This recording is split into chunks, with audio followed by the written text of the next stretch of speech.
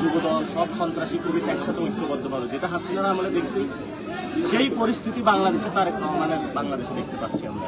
বিকেলে রওনা দিয়েছি মৌলভীবাজার থেকে 4টার দিকে। আমাদের পূর্ব নির্ধারিত একটা সাংবাদিক সম্মেলন ছিল, সেই সাংবাদিক সম্মেলনে আমরা অংশগ্রহণ করেছি। আজকে যেটা হচ্ছে আমাদের কর্মে বাধা দেওয়া হচ্ছে রাষ্ট্রীয় পুলিশ দিয়ে।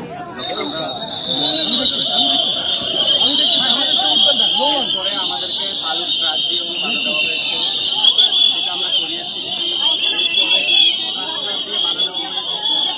এখন আমাদের 3-4 পুলিশ দিয়ে ঘেরাও করে রেখেছে।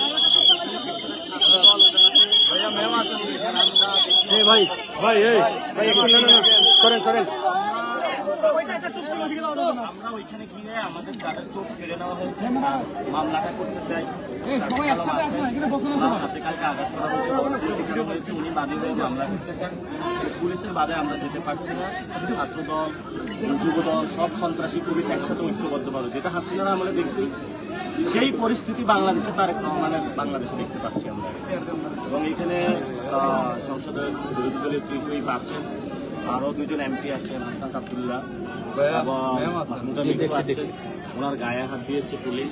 যারা এখানে পুরুষ পুলিশ আছে তারা আমাদেরকে মেরেছে, আঘাত করেছে। আমরা রাস্তায় আছি। আমরা বাংলাদেশে কোনো শান্তি শৃঙ্খলা নষ্ট করতে চাই না। আমরা চাই ওইখানে গিয়ে মামলাটা করতে এবং আমরা বলেছিলাম এখানে তো 144 দ্বারা গাড়ি নেই, তাহলে এখানে কেন আমাদেরকে বাধা দেওয়া হচ্ছে? ওনারা কোনো উত্তর দিতে পারছে না।